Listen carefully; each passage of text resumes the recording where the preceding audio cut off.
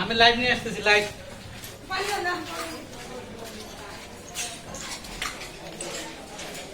কি রে?